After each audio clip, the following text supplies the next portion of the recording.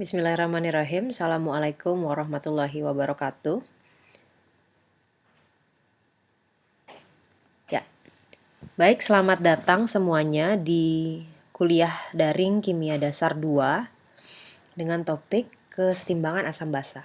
Nah, video ini saya buat untuk pendahuluan kuliah kita pada minggu ini.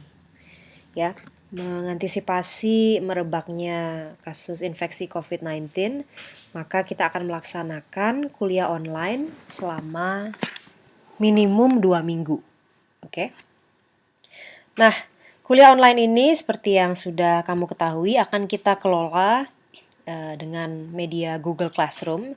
Selain media Google Classroom ini, juga tersedia media e-learning ITB yang bisa diakses juga, terutama untuk melihat contoh-contoh soal dan bank soal yang lain untuk latihan nantinya.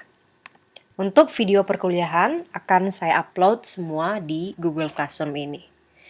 Nah, kita akan melaksanakan kuliah dengan topik kesetimbangan asam basa dalam minggu ini. Jadi, mulai besok sampai hari Jumat, saya akan upload video kuliah secara bertahap. Ya. Nah, untuk materi kesetimbangan asam basa, ada 4 topik besar yang akan kita bahas, yaitu yang pertama, pengenalan asam basa yang sudah juga kita sentuh sedikit pada pertemuan yang terakhir ya, sebelum ujian.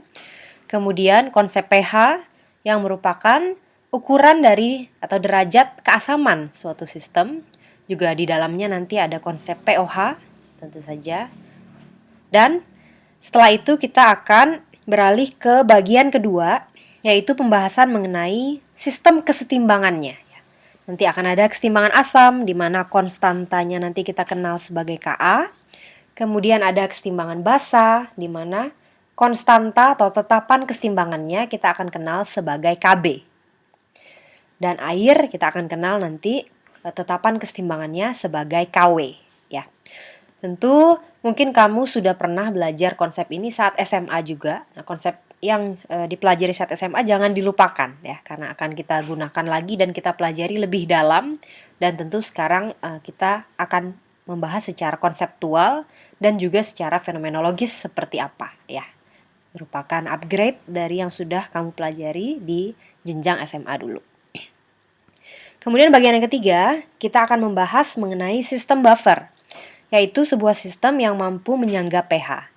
Pada pertemuan yang terakhir kuliah, saya sempat membahas mengenai buffer darah, ya, buffer karbonat. Nah, di part 3 kita akan lihat contoh-contoh buffer secara general, bagaimana sistem buffer itu dibuat, bagaimana sistem buffer itu bekerja, dan seterusnya.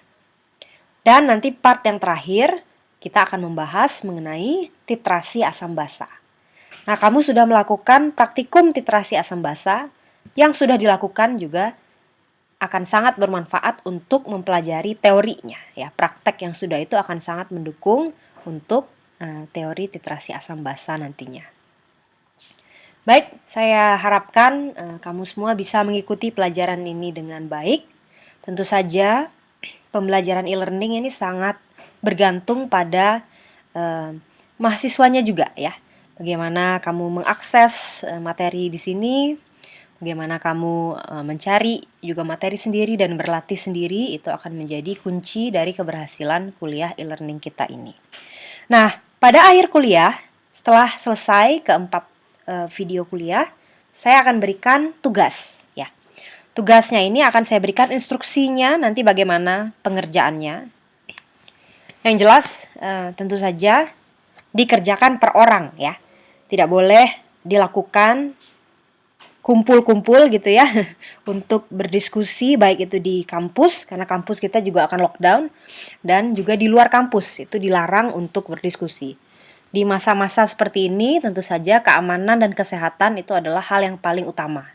Tapi di sisi lain kita juga akan gunakan waktu belajar dengan sebaik-baiknya dengan sistem online seperti ini.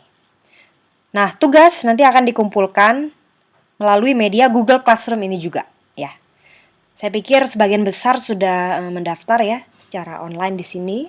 Silakan nanti diingatkan yang lainnya untuk bergabung juga, karena tugas nanti akan menjadi salah satu komponen penilaian e-learning ini, bahwa kamu sudah mengakses videonya dan sudah memahami materinya ya. Baik, saya kira itu saja. Dalam 1 minggu ini saya akan upload videonya secara berkala ya, karena harus saya persiapkan dulu juga. Silakan diakses, silakan juga gunakan sumber belajar yang lain juga, sangat di-encourage ya, sangat dipersilakan untuk membaca materi textbook misalnya ya, atau juga mengakses e-learning ITB itu juga sangat disarankan. Seperti biasa, kalau ada pertanyaan bisa mengontak saya lewat email, atau karena kita sudah punya media Google Classroom ini, bisa juga ditanyakan di kelas ini ya.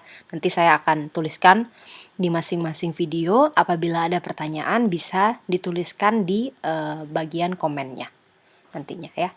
Mudah-mudahan kita bisa melaksanakan e-learning ini dengan baik. Jangan lupa untuk semuanya bahwa 2 minggu ini bukan berarti masa liburan. Mari kita menjaga tidak hanya diri kita, tapi juga lingkungan kita.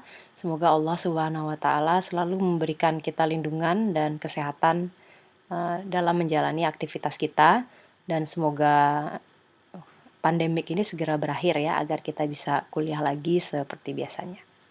Baik, demikian yang bisa saya sampaikan untuk pendahuluan kuliah ini. Terima kasih. Assalamualaikum warahmatullahi wabarakatuh.